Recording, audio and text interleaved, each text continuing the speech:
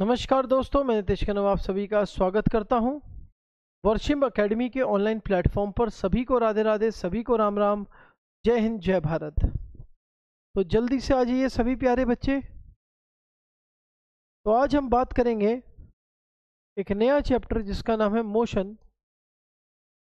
Motion, what is motion? What is motion? What is motion?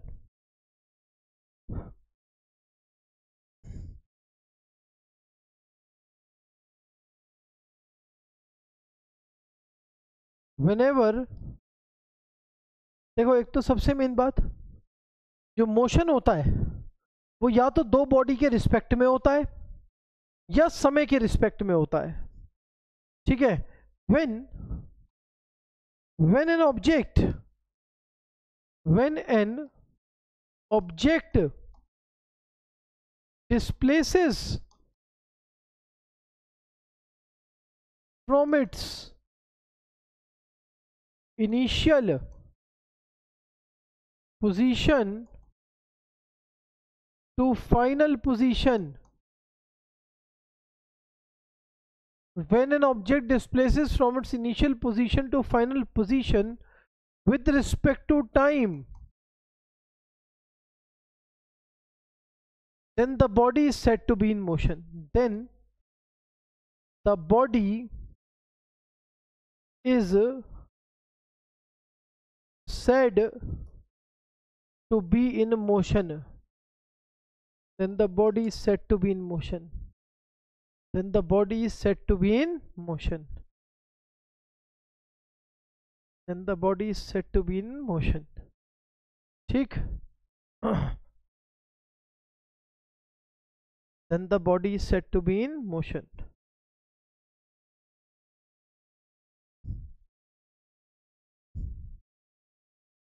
ठीक. Then the body is said to be in motion.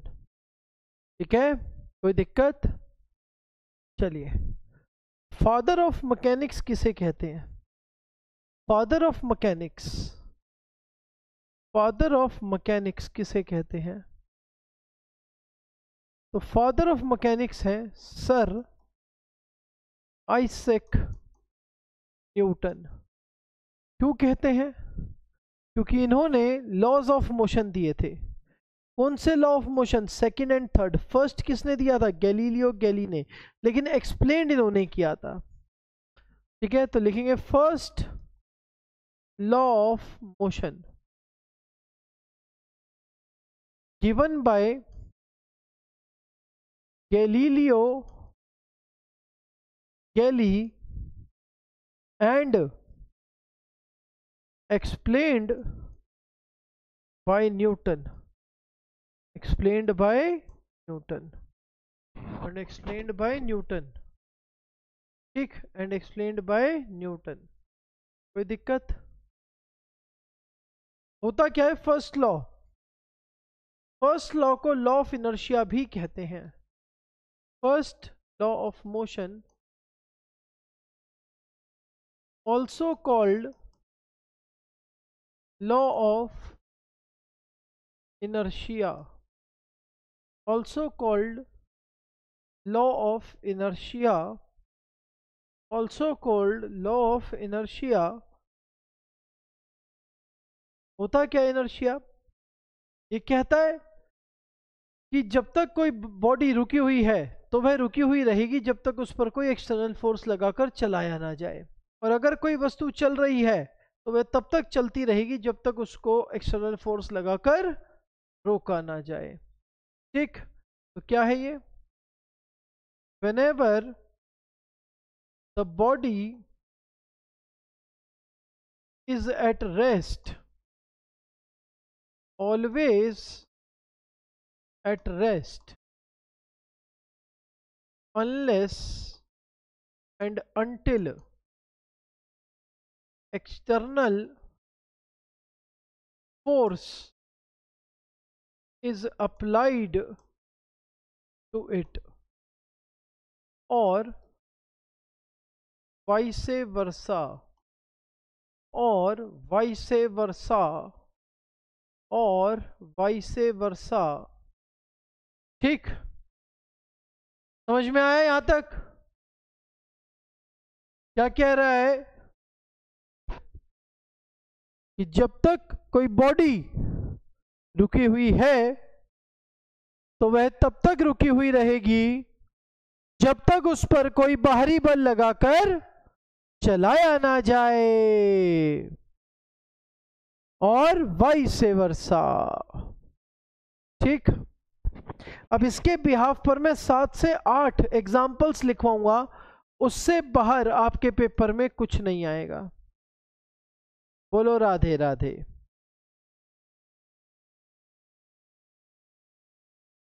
सबसे पहला example, by shaking a branch of tree, fruit fall down। भाई हमने पेड़ की टहनी को हिलाया, हमने तो पेड़ की टहनी को हिलाया था लेकिन फल रेस्ट पर था। जैसे ही वो मोशन में आया एक्सटर्नल फोर्स की वजह से वो नीचे गिर गया।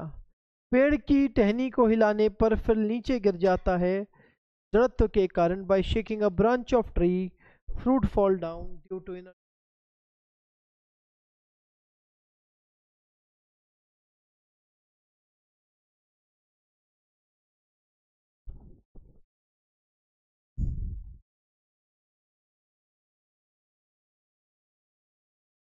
ठीक, उसके बाद next, by jerking a wet cloth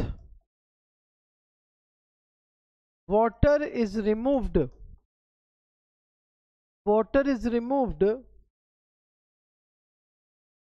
due to inertia, water is removed due to inertia। हमने गीले कपड़े को झड़काया, पानी बाहर चला गया। by jerking a wet cloth water is removed due to inertia। गीला कपड़ा था, पानी उस पर रेस्ट पर था, हमने एक्सटर्नल फोर्स कपड़े पर लगाया, कपड़ा आगे चला गया, पानी के पार्टिकल्स रेस्ट पर थे, वहीं गिर गए। ठीक, उसके बाद बात करेंगे, कहता है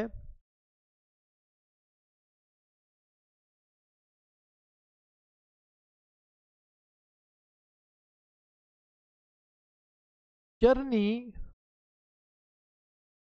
on the roof of the moving vehicle is restricted due to inertia। ठीक, कहने का तात्पर्य क्या है? चलते हुए वाहन की छत पर बैठकर सफर करना मना होता है जड़त्व के कारण। क्यों भाई? जब आप बस के ऊपर बैठे हैं तो बस और आप दोनों एक ही मीडियम हैं।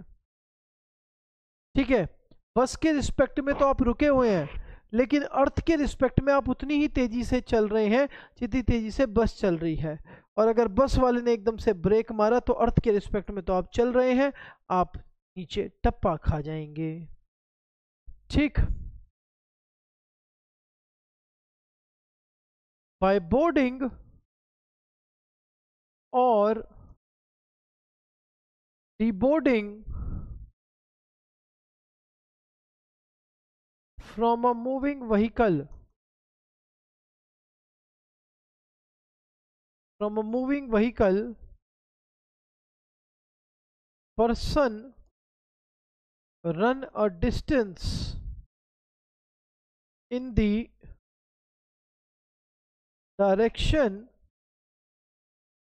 of the vehicle to maintain inertia, to maintain inertia, to maintain inertia, to maintain inertia। ठीक, to maintain inertia, to maintain inertia।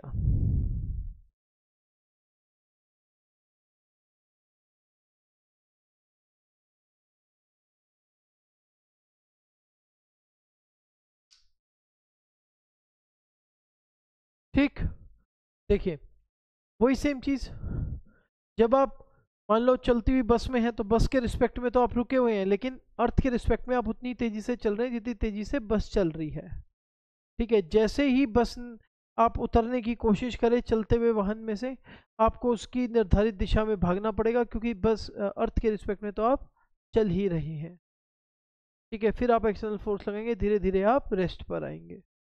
ठीक, उसके बाद बात करते हैं, कहता है by throwing a ball, by throwing a ball up in a moving vehicle, it came back in the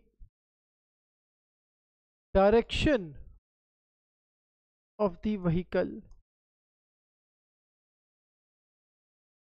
to maintain inertia, to maintain inertia, to maintain inertia। ठीक, देखो भाई, जब हम बस में बैठे हुए हैं तो बस के रिस्पेक्ट में हम रेस्ट पर हैं, तो जो चीजें हमारे साथ है वो भी तो रेस्ट पर हैं। हमने गेंद उछाली, वो हमारे हाथों में ही आई, क्यों? क्योंकि वो भी तो उसी क्लोज्ड मीडियम का पार्ट है। लेकिन ये प्रक्रिया में हम एयर रेजिस्टेंस को निगलेक्ट कर देते हैं। अगर यही क्रिया ओपन जीप या बाइक पर की जाएगी तो उस पर हवा का प्रतिरोध लगेगा और वो प्रोजेक्टाइल पाथ ले जाएगी। क्या ले जाएगी? प्रोजेक्टाइल पाथ ले जाएगी। तो इसमें लिख रहा हूं neglecting air resistance, neglecting air resistance, neglecting air resistance, neglecting air resistance. ठीक, कोई दिक्कत? उसके बाद लिखेंगे next, journey in a standing state on a small boat is restricted due to inertia, due to inertia, due to inertia, due to inertia। ठीक, due to inertia। देखो, आपने देखा होगा, जैसे कि अगर आप कभी हरिद्वार ऋषिकेश गए हैं, तो अगर आपको इस जगह से नदी के इस जगह पर जाना है, तो आप जब नाव वाले को बोलोगे ना, तो नाव वाला पहले ऐसे लेकर जाएगा, फिर ऐसे लेकर जाएगा। उसका रीज़न है, क्योंकि जब वो ऐसे लेकर जा रहा है तो उसका जो करंट है रिवर का, वो एक जगह पर मैक्सिमम नहीं आ रहा, मिनिमम आ रहा है। और ऐसे में अगर मैं साइड में खड़ा हो गया, मेरे जैसा व्यक्ति, तो नाव पलट जाएगी इनर्शिया के कारण। इसीलिए छोटी नाव में कहते हैं कि बैठकर ही सफर करना चाहिए। उसके बाद बात करेंगे, कहता है while climbing hill or slope, person bend ahead in the direction of the slope to maintain inertia, to maintain inertia, to maintain inertia। ठीक, देखो भाई, वैष्णो देवी गए हो? जब चढ़ाई पर चढ़ते हैं ना तो आगे झुक के चढ़ते हैं, क्यों? क्योंकि ऊपर से फोर्स बहुत ज्यादा लग रहा होता है, जिसकी वजह से हमें अपना सेंटर ऑफ मास आगे की तरफ झुकाना पड़ता है। और जब उतरते हैं तो हमें पीछे होकर ऐसे रहना पड़ता है। अगर आगे हो जाएंगे तो हम आगे ही खुद ब खुद रोल होते हुए पहुंच जाएंगे। बोलो शंकर भगवान की जय। ठीक, समझ में आई ये बात? कोई दिक्कत? चलिए बात करते हैं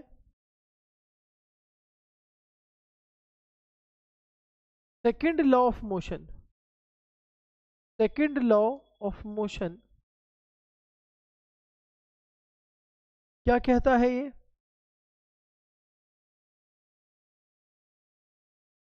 इसको किसने दिया था, मतलब ये दिया गया न्यूटन के द्वारा, एक्सपेरिमेंट न्यूटन नहीं किया। इसको लॉ ऑफ मोमेंटम भी बोलते हैं और लॉ ऑफ एक्सेलरेशन भी बोलते हैं। ये क्या कहता है? P is equal to M cross B और F is equal to mass into acceleration. P क्या है यहां पर? मोमेंटम है, M मास है, V वेलोसिटी है। यहां M मास है, A एक्सेलरेशन है और F फोर्स है। F क्या है? फोर्स है। ठीक,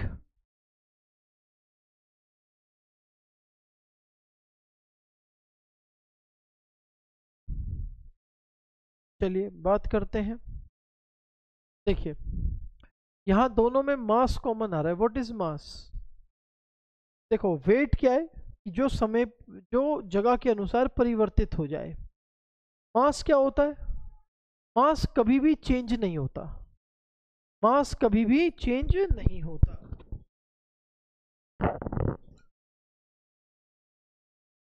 क्या है मास? होता क्या है? देखो जैसे मान लो कि मैं चांद पर चला गया, तो चांद पर मेरा वजन पृथ्वी से 1/6 हो जाएगा। ठीक है जी, क्योंकि वहां पर ग्रेविटेशनल फोर्स 1/6 ऑफ अर्थ है। लेकिन मैं जैसा पृथ्वी पर दिखता हूं वैसा ही मैं चंद्रमा पर भी दिखूंगा। ऐसा नहीं है सिक्स पैक आ गए और ऋतिक रोशन बन गया टिडिंग डिंग डिडिंग डिडिंग डिंग डिडिंग ना, नहीं होगा ये। ठीक है, तो मास क्या है बेसिकली? अगर मास की बात की जाए तो matter contained in an object, matter contained in an object. और मैटर होता क्या है? Shape, size, colour of an object, ये मास होता है। तो मास जो होता है वो हमेशा से कांस्टेंट होता है। क्या होता है? कांस्टेंट होता है। तो यहां से मेरे पास एक इक्वेशन आ गई, force is directly proportional to acceleration. और एक और आ गई, momentum is directly proportional to velocity. Acceleration क्या होता है? Change in velocity with respect to time. अब वेलोसिटी क्या होती है? Displacement upon time. डिस्प्लेसमेंट क्या होता है? Shortest distance travelled by an object. Shortest distance travelled by an object, वो आपका डिस्प्लेसमेंट हो जाता है। क्या हो जाता है? डिस्प्लेसमेंट हो जाता है। ठीक, क्या हो जाता है? डिस्प्लेसमेंट हो जाता है।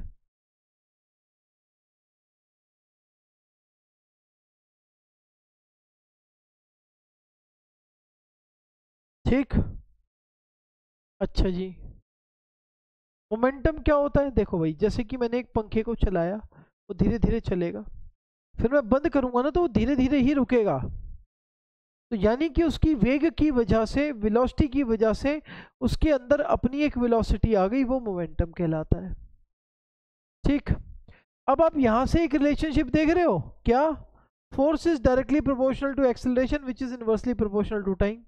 एक तो ये इक्वेशन आ रही है इनवर्सली प्रोपोर्शनल है जी टाइम के।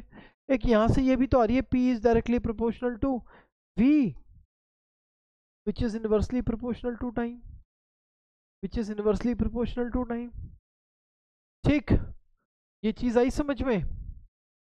ये चीज आई समझ में?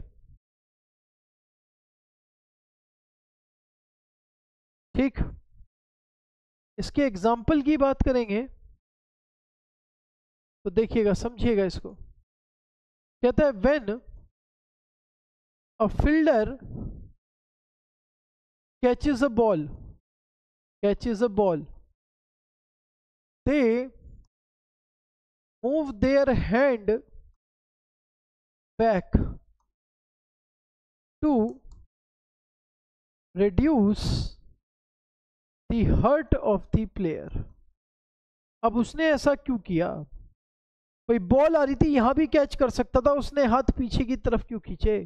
उसने हाथ पीछे की तरफ इसलिए खींचे क्योंकि उसने टाइम को बढ़ा दिया। किसको बढ़ा दिया? टाइम को बढ़ा दिया।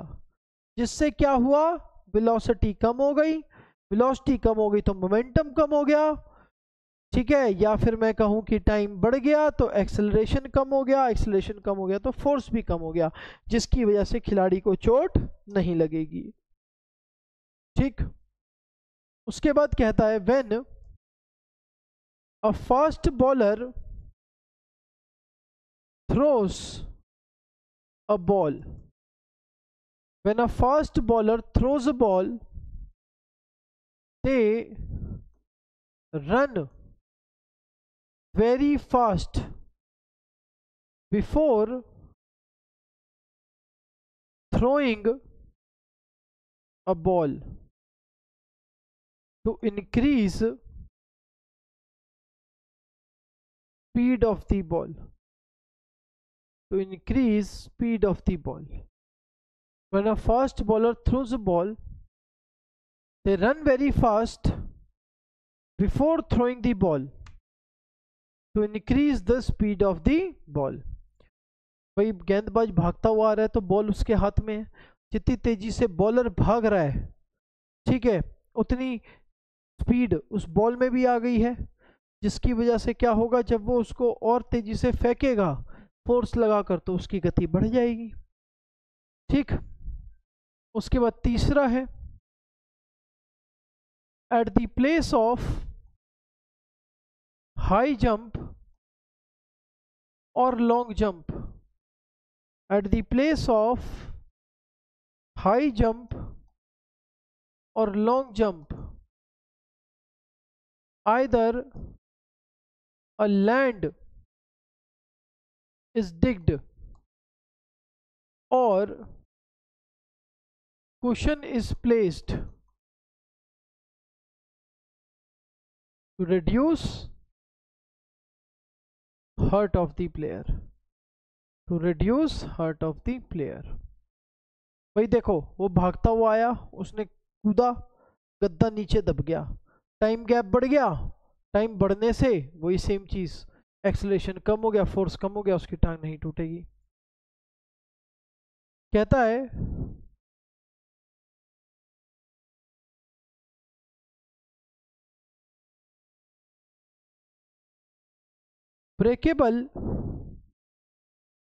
breakable items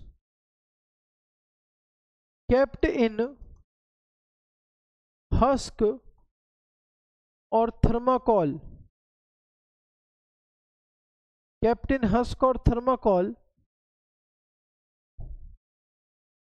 to reduce intensity of shock, intensity of shock।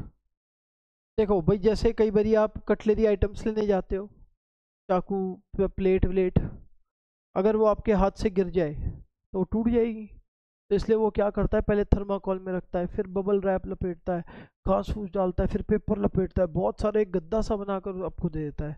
उससे क्या होगा, जैसे ही वो गिरेगा थर्माकोल दबेगा, दबने से टाइम बढ़ गया, टाइम बढ़ने से जो शॉक की इंटेंसिटी थी वो कम हो गई और आपका आइटम नहीं टूटा, ठीक। उसके बाद बात करेंगे eight the place of police barricade sandbags are used, sandbags are used at the place of police barricade, sandbags are used। भाई देखो पुलिस बैरिकेटिंग होती है, वहां पर रेत के कट्टे रख देते हैं और एक गनमैन खड़ा हुआ होता है। वो रेत के कट्टे क्यों है, क्योंकि अगर सामने से कोई गोली चलाता है तो रेत के कट्टों के अंदर गोली जाएगी, जिसकी वजह से क्या होगा, जो गोली होगी उस पर एक ऑपोजिट फोर्स क्रिएट होगा और वो रुक जाएगी, ठीक। उसके बाद बात करते हैं third law of motion. Third law of motion ये क्या कहता है? इसको एक्शन रिएक्शन लॉ भी कहते हैं। ठीक है, every action there is equal and opposite reaction. Every action there is equal and opposite reaction. हर एक क्रिया की एक समान और विपरीत प्रतिक्रिया होती है। Example running and walking. भाई देखो, मैं जब चल रहा हूं ना तो मैं अपने पैर से अर्थ को पीछे की ओर फेंक रहा हूं, अर्थ मुझे आगे की ओर फेंक दे रही है, अर्थ मुझे आगे की ओर फेंक दे रही है। ये हो गया रनिंग एंड वॉकिंग। दूसरा है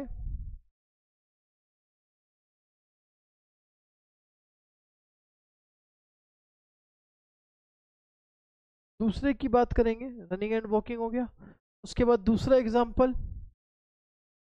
रिकॉइलिंग ऑफ गन।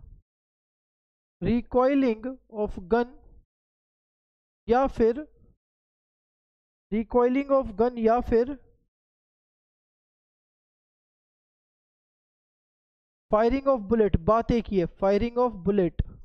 देखो, जब भी हम कोई पेन भी खोलते हैं ना, उसका ढक्कन खोलते हैं, तो आगे की तरफ जब वो जाता है तो पीछे भी एक एफर्ट झटका लगता है। ठीक है, तो वो क्या है? थर्ड लॉ है। जैसे ही बंदूक से गोली चलती है, बंदूक पीछे झटका मारती है, रिकॉइलिंग ऑफ गन है। ठीक, उसके बाद तीसरा है सेलिंग ऑफ बोट। पानी में नाव चलाना। जब हम नाव चलाते हैं तो चापू को पीछे ऐसे मारते हैं, नाव आगे जाती है। ठीक, आई बात समझ में? उसके बाद आ गया प्रपल्शन ऑफ रॉकेट। रॉकेट का उड़ना, जब रॉकेट उड़ता है तो वो भी बहुत सारा प्रेशर नीचे लगाता है और फिर ऊपर जाता है। ठीक, बात समझ में आई यहां तक? तो ये थे थर्ड लॉ, 3 लॉ। अब अगर मैं एक क्वेश्चन पूछूं, आप सबने पढ़ लिया, hitting force described by which law? Described by which law? काफी बच्चे बोलेंगे सर थर्ड, थप्पड़ वाला एग्जांपल सुना उन्होंने, सबसे घटिया नलायक एग्जांपल है वो थर्ड लॉ नहीं है। हिटिंग फोर्स है फर्स्ट लॉ, क्योंकि मैंने आपको बता दिया था कि गीले कपड़े को झड़काया, जब भी हम गद्दे में से भी मिट्टी निकालते हैं ना, तो डंडी से लेकर गद्दे को पीटना चालू कर देते हैं। आई बात समझ में? तो उसको हम बोलते हैं क्या? Hitting force. चाय आई है, चाय का मजा ही अलग है।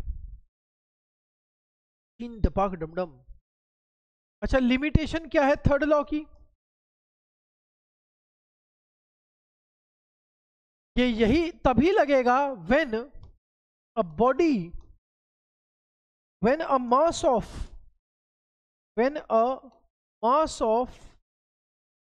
One body is much less than the mass of other body।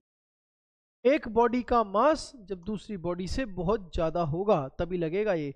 जैसे मैंने कहा रनिंग एंड वॉकिंग, पृथ्वी का मास मेरे से बहुत ज्यादा है, मैं उसके समान एक अणु के समान तो लग रहा है। उसी तरीके से फायरिंग ऑफ बुलेट इतनी सी होती है, बंदूक इतनी बड़ी होती है, तो मास अलग होगा। ठीक, और एक नोट बनाकर लिख लेंगे, third law always act on two different bodies। दो अलग अलग बॉडीज पर लगती है। ठीक है, मेरा एक्शन हो रहा है अर्थ पर, अर्थ रिएक्शन दे रही है मुझ। तो यहां पर आपके तीनों लॉ होते हैं समाप्त। मिलेंगे आपसे अगली कक्षा में, तब तक के लिए हंसते रहें, मुस्कुराते रहें और पढ़ते रहें। धन्यवाद। जय हिंद, जय भारत।